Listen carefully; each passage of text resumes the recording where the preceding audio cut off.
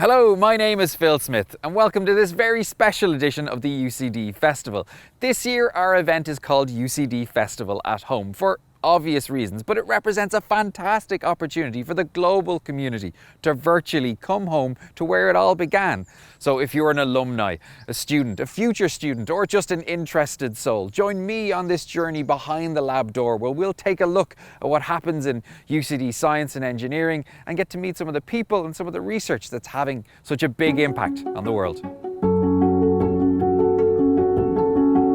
This is the engineering building in UCD, where engineering happens in UCD. Used to be based in Earlsfort Terrace in Dublin city centre, which is actually where my dad studied civil engineering, but he can be a bit uncivil at times. I'm only joking, he's lovely.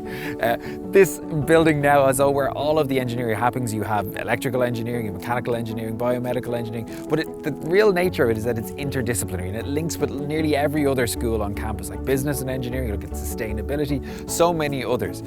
Engineering also sits underneath the College of Engineering and Architecture, so even the construction and the design of buildings is linked into all of this. We're going to take a little bit of a look at some of the projects and some of the people that are working at UCD Engineering right now.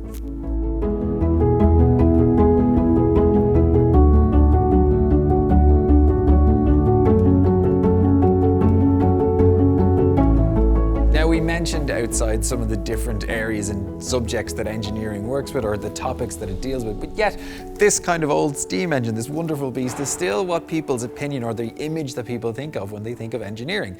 And part of what we wanted to do today was just to give you a little bit of an insight and a little bit of look of some of the other projects that UCD is working on that have a real global impact and can make a difference in quite diverse areas. Like one of the people working here, Dave McKeown, who I know quite well, is working on movement, and Dave's effectively a rocket scientist or rocket engineer. We're dealing about how things vibrate, how they move, and now if you're able to understand that movement, you can improve performance on the fly as things are moving. And this can be applied to rockets, but also even horse racing. So there's wonderful, diverse things that can come from engineering in one area that can be applied to another. And some of the other areas that engineering hasn't applied, we're going to have a little bit of a look at now.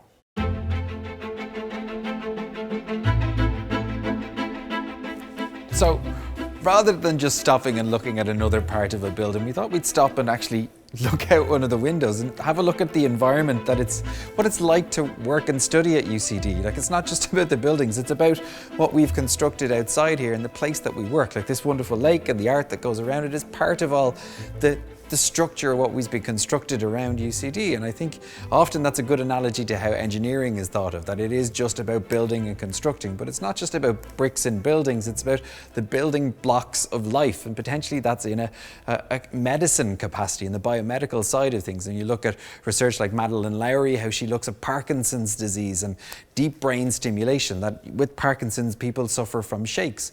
And if you have an electrode implanted into their brain, you can maybe mitigate those symptoms and have a personalized, tailored solution for those people. Another area of research that UCD Engineering is looking at is inclusive design with Elizabeth Goodman, and how people with autism spectrum disorder, obesity, or Alzheimer's or other things are marginalized in society, and how by preventing their marginalization by giving them assistive technology or products and services that have been designed in an inclusive way can make them feel more part of society and contribute more. So it's a two-way process of creating and receiving information at the same time. Now, one of the things you may have noticed as we've been wandering around engineering here is pictures like this, or the art pieces, and them all telling a story. And that's really important in engineering, or science, technology, engineering, art and maths in general, is the ability to be able to communicate the message and what it is that they're working on, whether it's contaminated water or space science or whatever. And one of the people here who's working on that is Barry Brophy. He's in the manufacturing of materials here in UCD. And what Barry does is talk about the research of actually how people understand things and how taking the art of conversation and bringing it into our research can help us convey a message. And if we can get our message across, maybe more people will understand and take these things on board and use them, because ultimately science, engineering, architecture, all of these things are useful. They create things, but they make our life easier, and that's really important to understand. Just as a quick aside, and because we had been talking about things construction, it got me thinking of the UCD School of Archaeology. Now, we don't have time to go into in depth all of the things that they do in science and how they are linked to biology, chemistry, physics, and even the study of the human body, like when they look at DNA, histology, or forensic or anthropology. I wanted to have a quick look at some of the experimental archaeology that they do right here on Belfield campus. Now, if you've ever been on one of UCD's woodland walks that goes around UCD, the circuit, and goes through lots of the flora and fauna that we have here, you might have come past this area and wondered what it was. Well, this is the UCD Experimental Archaeology area, and it's reserved for building like old technologies, old structures, old constructions, seeing how they were put together and potentially how they fall apart. Even if you think of structures like Newgrange in Meath, like that is a representation of how people thought it might be. Look, it's not an actual, necessarily exact representation of how it is. So there is an interpretation there. But by building these structures, seeing how they fall, how they construct, how they fit together, but also how the technologies that were used to create them fitted together, we can create a more complete package and picture of our history. By better understanding that and our past, we might have a clearer idea of where we're going in terms of food, technology, anthropology, all of these different things. So it is a wonderful space here reserved to build stuff out in the open in a way that not many other places get to do. Engineering is universal and international. A lot of the work that happens here goes global and has a global impact. Even looking at research that Fiachra O'Loughlin is doing on large river systems in the Congo and how, by understanding how they flood and move, can help mitigate disasters in the future. A lot of what happens here is a good start, but you can go anywhere from here. And we'd love to hear from some of the stories from you, our global community. Like if you have messages or bits and pieces that you've researched, or even where you've gone, send them in to us because we'd love to hear about you. But there's one more thing that I want to talk about for potentially selfish reasons.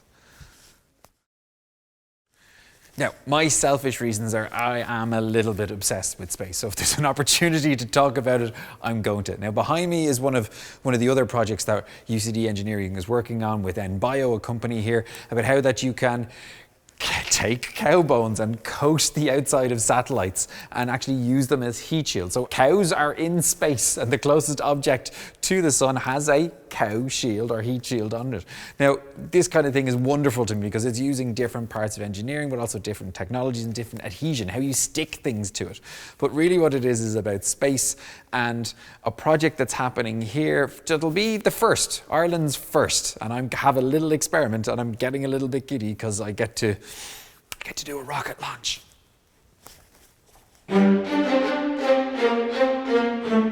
So, we've come from engineering, and like I said, we have my selfish experiment, and this is actually to pay homage to the experiments that happen. Normally Tom McCormack from physics does rocket launches, and we thought it would be a shame not to do it, even though it's online. I want to do a rocket launch. It's one of the things I'm obsessed about.